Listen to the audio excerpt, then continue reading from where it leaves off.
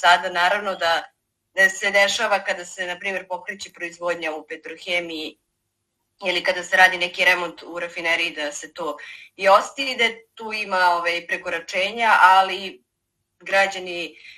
su slabo obavešteni o tome, prosto mogu kroz monitoringe koje ima i grad Pančevo, ali imaju i neka udruženja građana, dakle mogu tu da sami prate šta se dešava i da utvrde da je došlo do nekih do povećanog zagađenja, ali generalno o tome šta se dešava, o tome šta da preduzmu, kakva je preventiva i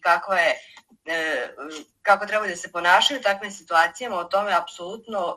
gradske vlasti ne obaveštavaju građane. Dakle, tu mislim i na gradsku vlast, štab za vanredne situacije, mislim i na Zavod za javno zdravlje, čija je osnovna uloga jeste da očuvanje i unapređenje zdravlja. Dakle, i oni isto imaju monitoringe, ali kada se desi tako neki incident, kao evo što je danas u Pančevu gori već 2 dana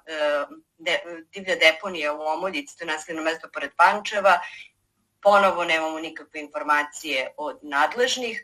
i tim je čak stigao i u grad, oseti se, ali eto kažem, u junu je bilo čak 4 deponije su gorele, isto jedna je u Pančevu, nova deponija, ostale u Glogonju, Jabuci i Banatskom Brestovcu i građani nisu bili o tome obavešteni.